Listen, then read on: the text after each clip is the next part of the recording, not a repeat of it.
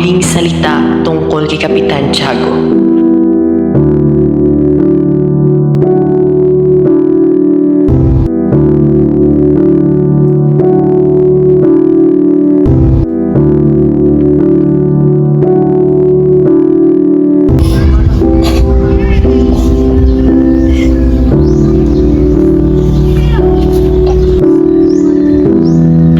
Nagkaroon ng marangal na libing si Kapitan Tiago.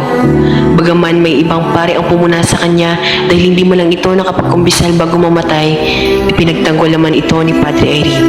Isang kahihiyan at kalapastangan ang pagkamatay ni Kapitan Tiago, ni hindi man lang siya nangumpisal bago siya mamatay.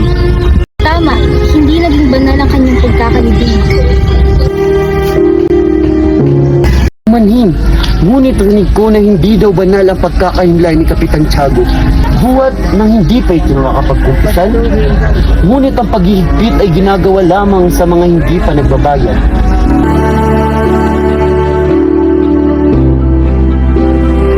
Kinabukasan, sa bahay ni Kapitan Tiago ay pinag-uusapan ng himala. Nagpakita raw si Kapitan Tiago sa mga mungha ng Santa Clara nang ito'y kasalukuyang naghihingalo.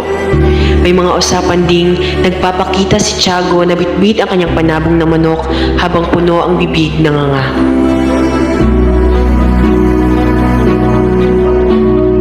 Si Padre Irene ang inatasan na maging tagapamahala ng huling habilin ni Kapitan Tiago. Pinamana sa Santa Clara, sa Papa, sa Alsobispo, sa mga korporasyon ng mga pari at ang 20 piso para sa mga matrikulang dukhang mag-aaral. 3 pari ang lumapit sa inilibing. Lahat ng magagawang palatuntunan ay ginawa. Maraming padasal ang naganap at nag-alay din ng bulaklak at agwabindeta ang mga tao.